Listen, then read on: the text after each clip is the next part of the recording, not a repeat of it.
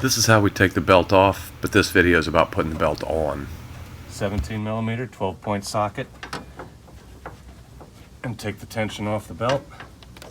Belt routing made easy. I've got the radiator off here so you can see what I'm doing. I want you to look at it from the top down like you would when you're putting the belt in yourself. So usually your belt is going to come packaged up something like this. Let it out. If it's got a natural bend in it like this, we're going to put that on the passenger side and slip it down behind the fan and set the whole thing on top of this big pulley with the fan on it right here.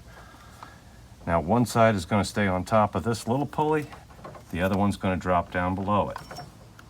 Now we'll pull that up to the alternator, snug like that.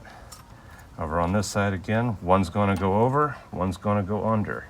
If your pulley is smooth or ribbed over here, that's okay. These can both be ribbed, or you can have one smooth, one ribbed. And over the power steering pulley. And then we're going to go down under the air conditioner, but we're not going to hook it on the air conditioner yet. We'll save that for last. From this pulley, we need to go out over the tensioner and back over the big harmonic balancer. And not on the air conditioner yet. We get that all the way down there. At this point, it's probably better to do it from underneath the van.